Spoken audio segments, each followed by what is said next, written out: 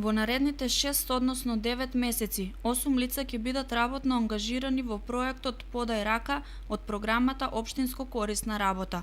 4 ќе работат како лични асистенти на лица со инвалидност и 4 како образовни асистенти во основните училишта во Кочани.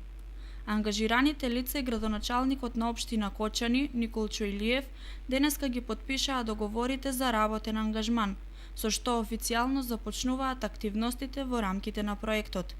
Лицата ќе работат 20 часа неделно за месечен надоместок од 9000 денари.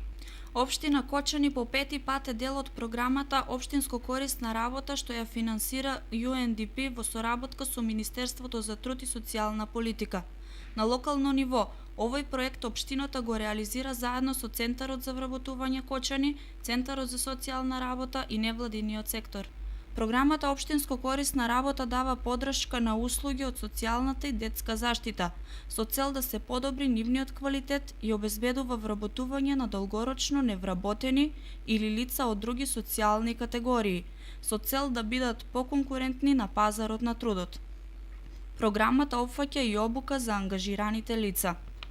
Општина Кочани досега преку проектот ангажираше вкупно 36 лица за вршење работи во социјалната и детска заштита во различни сфери, и тоа нега и грижа на стари и изнемоштени лица, грижа на лица со инвалидност, воспитувачи и негователи во детската градинка, воспитувачи на деца од предучилишна возраст во рурална средина, прием на донации во Центарот за донации, посредници во делење храна во народна кујна и слично.